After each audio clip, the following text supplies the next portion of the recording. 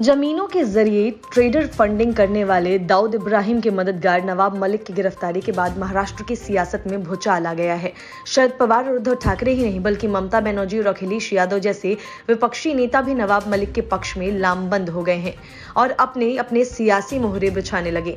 NCP की तरफ से साफ तौर पर कह दिया गया है कि नवाब मलिक अपने पद से इस्तीफा नहीं देंगे, लेकिन दूसरी तरफ बीजेपी इस्तीफे पर अड़ी हुई है। इस सवाल को लेकर बीजेपी सड़कों पर उतरेगी। दूसरी तरफ एनसीपी और शिवसेना के साथ कांग्रेस का इरादा भी कुछ ऐसा ही करने का है। लेकिन इन सबके बीच देवेंद्र फडणवीस ने नवाब मलिक पर गंभीर आरोप लगाए हैं। फडणवीस ने कहा कि दाऊद जैसे देश के दुश्मन को जिसके जरिए मदद पहुंची उसको बचाने के लिए और उनका मंत्री पद बचाने के लिए पूरी महाराष्ट्र सरकार उनके पीछे खड़ी है। इसका जवाब देश को देना पड़ेगा। फडणवीस ने कहा कि महाराष्ट्र के मंत्री नवाब मलिक ने अंडरवर्ल्ड की मदद से करोड़ों की जमीन खरीदी। इस मामले में पूरी जांच के बाद ईडी की अदालत ने उन्हें 3 मार्च तक ईडी की हिरासत में भेज दिया है। ईडी अधिकारियों ने बताया कि मलिक का बयान पीएमएलए कानून के तहत दर्ज किया गया है। उन्हें इसी कानून के प्रावधानों के तहत गिरफ्तार किया गया क्योंकि वह अपने जवाब में टालमटोल कर रहे थे। उधर नवाब मलिक की गिरफ्तारी के बाद उपजे हालात पर चर्चा करने के लिए राष्ट्रवादी कांग्रेस पार्टी के कुछ मंत्रियों ने शरद पवार के घर पर बैठक की। नवाब मलिक को 3 मार्च तक 8 दिन के रिमांड पर भेज दिया गया है। नवाब मलिक पर ईडी के एक्शन पर देवेंद्र फडणवीस ने कहा कि ये बेहद गंभीर मामला है, राजनीतिक नहीं। उन्होंने कहा कि डरा धमकाकर जमीन खरीदी गई और देश के दुश्मनों को दी गई। देवेंद्र फडणवीस ने कहा कि जमीनों के जरिए दाऊद इब्राहिम ट्रेडर फंडिंग करता है।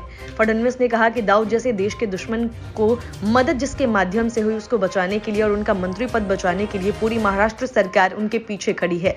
देवेंद्र फडणवीस ने कहा कि जिनकी जमीन थी उस महिला ने ईडी को बताया कि उसे इसमें एक भी पैसा नहीं मिला। उससे गलत बोलकर पावर ऑफ अटर्नी ली गई और बाद में डराया धमकाया गया। देवेंद्र फडणवीस ने कहा कि इस मामले में हजारों करोड़ों रुपए की जमीन मात्र 30 लाख रुपए में खरीदी गई।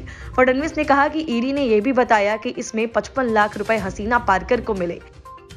हसीना दाऊद का सारा रियल एस्टेट का बिजनेस यहां संभाल रही थी। देवेंद्र फडणवीस ने कहा कि सवाल उठता है कि हमारे देश के दुश्मन के साथ व्यवहार करने का कारण क्या है। राज्य के एक मंत्री ये व्यवहार करने के बाद और 55 लाख रुपए देने के बाद मुंबई पर 3 हमले हुए। फडणवीस ने कहा कि ईडी ने जेल में जाकर मुंबई विस्फोट के आरोपी का बयान भी लिया जिसमें उन्होंने ये सारी बातों को माना है। फडणवीस बोले स्वतंत्र गवाहों ने इसकी पुष्टि की है। ये सारे बयान सामने आने के बाद ईडी के कोर्ट में नवाब मलिक को 3 तारीख तक कस्टडी दी गई है। फडणवीस ने कहा कि सभी राजनीतिक दलों को इस कार्रवाई का समर्थन करना चाहिए। पिछले समय दाऊद ने देश के अंदर जितने विस्फोट किए उसके लिए उसने इसी प्रकार के डील से पैसे जमा किए। ब्लैक मनी टेरर फंडिंग में इस्तेमाल किया गया। Bureau report, news of India.